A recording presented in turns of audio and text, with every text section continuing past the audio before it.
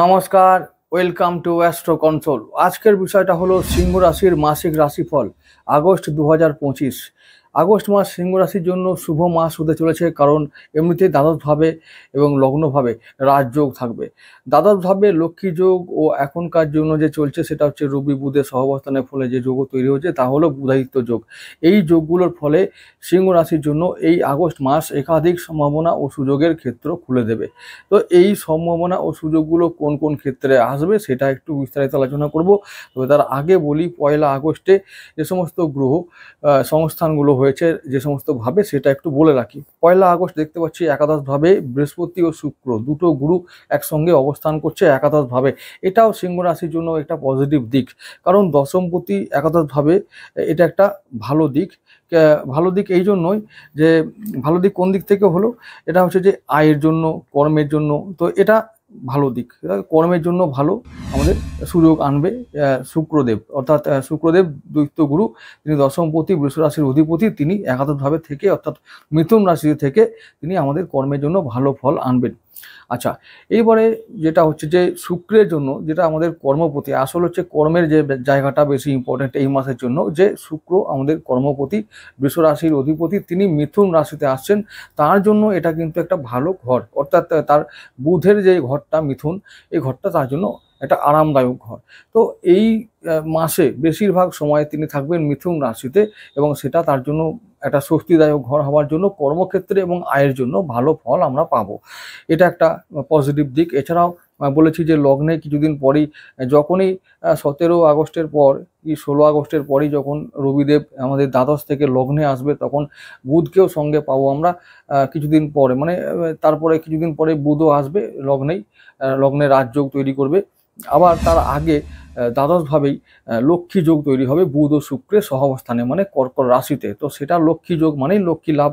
তো এবং দ্বাদশ ভাব থেকে তার মানে এটা হলো যে বিনিয়োগের জন্য ভালো, এটা ইনভেস্টমেন্টের জন্য, বা এই যে মানে যদি আমরা বিদেশে চাকরি যারা করছো বা বিদেশে যারা কর্মরত আছো, তাদের জন্য এটা ভালো একটা সুযোগ আনবে এই লক্ষ্মী যোগ, মানে দ্বাদশভাবে লক্ষ্মী যোগ।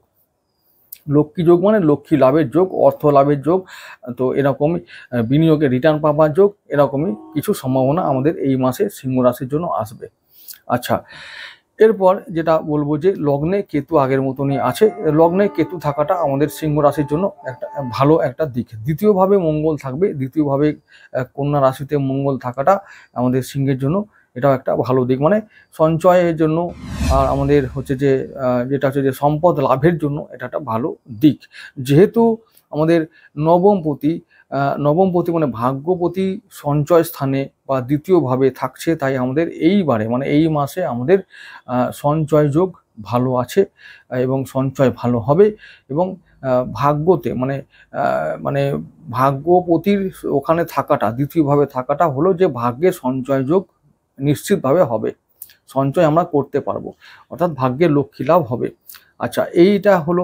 এছাড়াও আগের মতনই শনি আমাদের অষ্টমভাবে এবং রাহু সপ্তমভাবে, যেটা ব্যবসা বাণিজ্যের জন্য যেমন চলছে তেমন একটা অবস্থা নিয়ে চলে আসবে। তবুও এবার বলবো যে যেহেতু এই মাসে লক্ষ্মী যোগ বেশিরভাগ সময়টা জুড়ে আসবে, 1 আগস্টে যে গোচরটা বললাম, এটার পরে আমি যদি একটুখানি চলে যাই 21 আগস্টের দিকে, সেখানে দেখতে পাবো যে আমার ওই যেরকম একটু আগে বললাম যে দ্বাদশভাবে কর্কট রাশিতে বুধ আর শুক্র সহাবস্থান করবে, সেটা একটা লক্ষ্মী যোগের সমান।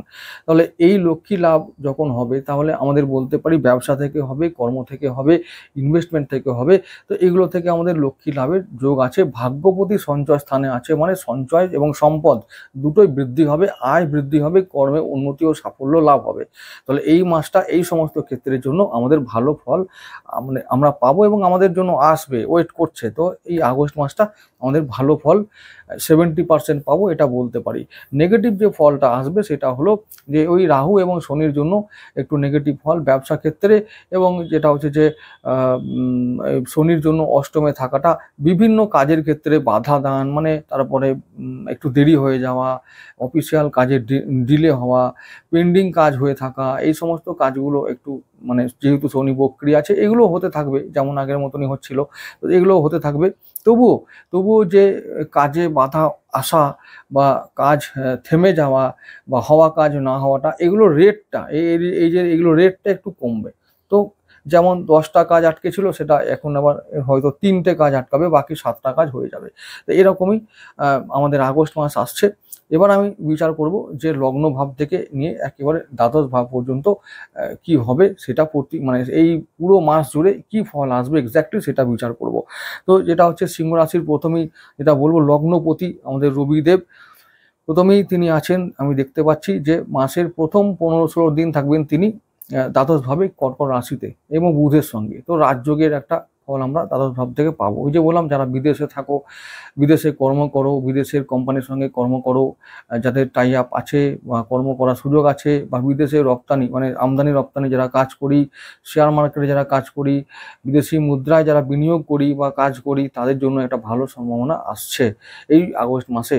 ভালো সম্ভাবনা মানে ওই যে বললাম, সমস্ত দিক থেকে আমরা রিটার্ন ভালো পাবো এবং সাকসেসফুল হব। যে কাজ আমরা করতে যাব না কেন, সেগুলোতে আমরা সাকসেসফুল হব। এবারে রবিদেব ওখানে থাকছে মানে আমাদের হলো যে ব্যবসায় খুব বিজি থাকতে হবে, ব্যবসায় ব্যস্ত থাকতে হবে, ব্যবসায় নিবেশ করার জন্য অর্থ বিনিয়োগ করতে হবে এবং সেই বিনিয়োগটা পজিটিভ রিটার্ন আমাদের আগামী দিনে দেবে, এটা আমরা বলতে পারি। এটা হলো লগ্নপতির একটা অবস্থান। তারপরে আবার মাসের শেষের দিকটা মানে মাঝামাঝি দিক থেকে শুরু করে শেষ দিক পর্যন্ত রবি, বুধ আর কেতু একসঙ্গে থাকবে, সেটাও একটা ভালো দিক। কিরকম মানে হলো যে রবি বুধ লগ্নে আবার রাজযোগ তৈরি করবে, তো এটাও একটা ভালো দিক। মানে আমাদের মাথায় তখন বুদ্ধি চলে আসবে, অর্থ চলে আসবে আমাদের হাতে, যে ইনভেস্ট করার জন্য, ইনভেস্টকে আরও মানে ব্যবসা বা ইনভেস্ট করা বা আয়কে বৃদ্ধি করার জন্য বুদ্ধি, যোগাযোগ এবং অর্থ, প্রয়োজনীয় অর্থ আমাদের হাতে চলে আসবে। আমরা সেটাকে নিয়ে আমরা আগামী দিনে আরও বৃদ্ধি করতে পারবো। সেই মানে কি বৃদ্ধি করতে পারবো, বিনিয়োগ বৃদ্ধি করতে পারবো, এই হলো ব্যাপার। তাহলে লগ্নপতি ভালো ফল দিল রবিদেব। দ্বিতীয় পতি আমাদের বুধও থাকছেন আমাদের প্রথম দিকে দ্বাদশ ভাবে কর্কটে, তারপরে আবার লগ্নে থাকছে। তার মানে লগ্নে ডেফিনেটলি সঞ্চয় যোগ। আমাদের লগ্নে বুধ থাকার জন্য সঞ্চয় যোগ নিশ্চিতভাবে বাড়বে, সঞ্চয় যোগ আছে। এবং আরেকটা কথা, একাদশপতির লগ্নে থাকা মানে একাদশপতি বুধের সিংহ রাশিতে থাকাটাও কিন্তু আমাদের আয়ের জন্য ভালো। ওই যে বললাম, আয় হবে, কর্ম উন্নতি হবে, কর্মে সাফল্য লাভ, কর্মে উন্নতি, কর্মে গতি আসবে, কর্মের জন্য আয় বাড়বে এবং আয় থেকে সঞ্চয়ও বাড়বে। তো এরকমই সম্ভাবনা আমাদের বুধদেবও আমাদেরকে তৈরি করে দেবে এই আগস্ট মাসে। তৃতীয় পতি হিসাবে এবং একাদশপতি হিসাবে বুধের এই ভূমিকা পজিটিভ, আমরা পজিটিভ রেজাল্ট পাবো বুধের কাছ থেকে। এরপরে তৃতীয় পতি আর আমাদের দশম পতির কথা, শুক্রদেবের কথা যে বলবো, তুলা ও বৃষ রাশির অধিপতি, তিনি আছেন আমাদের একাদশ ভাবে। তাহলে আমরা বলবো যে কর্মে উন্নতি এবং কর্ম থেকে আয় বৃদ্ধি, যোগাযোগ বৃদ্ধি, নতুন অর্ডার আসা, নতুন ডিল হওয়া, ব্যবসায় উন্নতি হওয়া, চাকরিতেও যারা চাকরিতে আছো তাদের জন্য প্রমোশন, কর্মে উন্নতি, কর্মে বসের সঙ্গে একটা সম্পর্কের উন্নতি, তার সমর্থন পাওয়া, কলিগদের সমর্থন পাওয়া, এরকমই ভালো সম্পর্ক সৌহার্দ্য গড়ে উঠবে সবার সঙ্গে, আশেপাশে মানুষদের সঙ্গে। এই মাসে আমাদের এই ফলগুলো আমরা পাবো। তো আমাদের তৃতীয় ভাবের জন্য ভালো ফল আমরা পাবো। চতুর্থ পতি মঙ্গলদেব এবং নবমপতি মঙ্গলদেব থাকবেন দ্বিতীয় ভাবে। তাহলে আমরা কি করব, গৃহে উন্নতি আর মানসিক শান্তি, পারিবারিক উন্নতি, ভাগ্যে উন্নতি এবং গৃহে আমাদের আয় থেকে এবং কর্ম থেকে গৃহে উন্নতি করতে পারবো। যদি আমরা বাড়ি তৈরি করার জন্য, গাড়ি কেনার জন্য, জমি জায়গা কেনার জন্য আমরা এখন ভাবছি, তাহলে আমরা এটা সফল করতে পারবো যদি আমাদের প্রচেষ্টা থাকে 100%। তাহলে আমরা এই প্রোগ্রামগুলো বা প্ল্যানগুলো সাকসেসফুল করতে পারবো। বাড়ি, জমি বা পরিবারের উন্নতির জন্য আমরা কোনো কাজ যদি হাতে নিই, তাহলে সেটা সফল করতে পারবো আর সেই সুযোগও আসবে। এবারে চলে যাব পঞ্চমপতি ও অষ্টমপতি দেবগুরু বৃহস্পতির কথায়, যিনি পঞ্চম ভাব ও অষ্টম ভাবটা দেখেন, তিনিও আগের মতনই একাদশ ভাবে আছেন।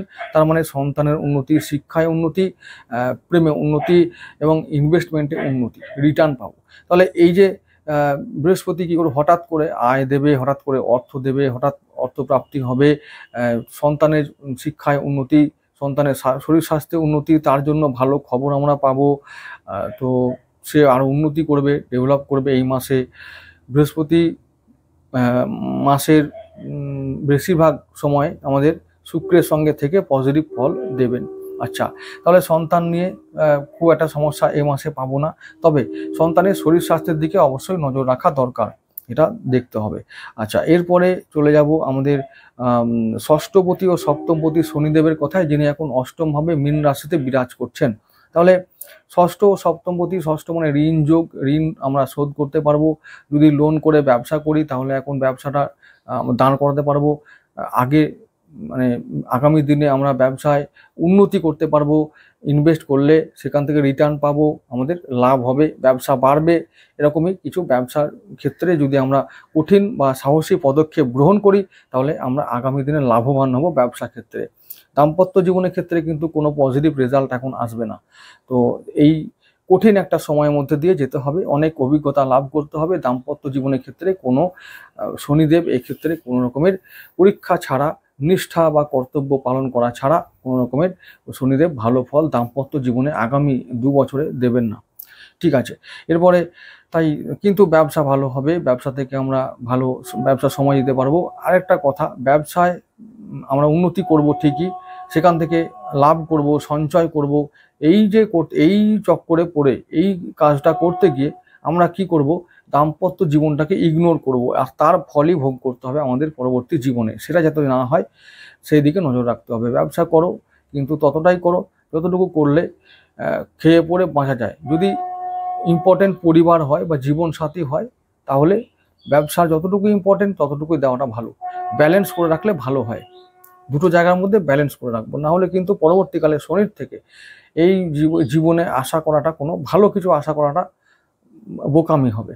তাহলে দাম্পত্য জীবন মধ্যম, ব্যবসায় উন্নতি, ঋণ শোধ, শত্রুপীড়া থেকে কিছুটা মুক্তি, তারপর রোগ থেকে মুক্তি, স্বাস্থ্যে উন্নতি, এরকম কিছু শনিদেব ফল দিয়ে যাবেন।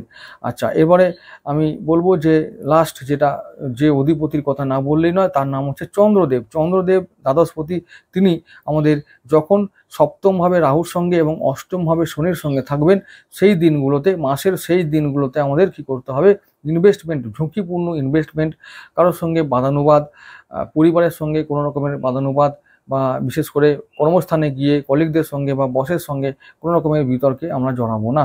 এই দিন করা সাবধান থাকলে আমরা চন্দ্রের কাছ থেকে ভালো ফল আমরা আগামী 1 মাসে আমরা পাবো। তাহলে আগস্ট মাসটা বলতে পারি সিংহ রাশির জন্য একাধিক সুযোগ ও সম্ভাবনা আসছে, সেটা ব্যবসা, চাকরি, বিনিয়োগ, সমস্ত ক্ষেত্রে, পরিবার, গৃহ, যারা চাইছো লোন নিয়ে ব্যবসা করব এবং বাড়ির জন্য উন্নতি করব, তারা এই সময় লোন পাবে, তারা লোন শোধ করতেও পারবে এবং লোন পেয়ে গৃহ এবং ব্যবসার উন্নতি করতে পারবে। আগামী দিনে সেটা লাভজনক বিনিয়োগ হয়ে দাঁড়াবে। তাহলে ভালো ফল আমরা পাবো। সন্তানের ক্ষেত্রেও ভালো ফল আমরা পাবো, শুধুমাত্র তার শরীরটা একটু নজর রাখতে হবে। শরীরের দিকটা নজর রাখলে বাকি সমস্ত ক্ষেত্রে আমরা ভালো ফল পাবো। তো এই একটা মাস, যে আগস্ট মাস, অনেক দিন পরে সিংহ রাশির জন্য কিছুটা অন্তত শান্তির একটা বাতাস যেন নিয়ে এলো, এটা আমার মনে হয়, এটা আমার মনে হলো। তারপরে তোমরা জানাবে কেমন যাচ্ছে মাসটা, কেমন লাগলো রাশিফলের এই ভিডিওটা, কমেন্ট করে জানালে খুব ভালো লাগবে।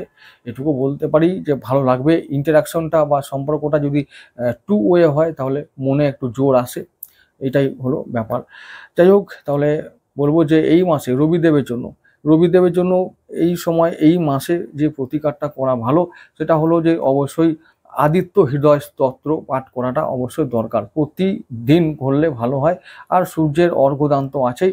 রবিদেবকে সবসময় বলবো জল নিবেদন না করে তার জন্য আতপ চাল, ঘি এবং জবা ফুল এটা দিলেই বেস্ট হয়। স্নানের পরে জল না দেওয়াটাই মঙ্গলজনক আমার বিচারে, বাকিটা তোমাদের সিদ্ধান্ত। সবাই ভালো থেকো।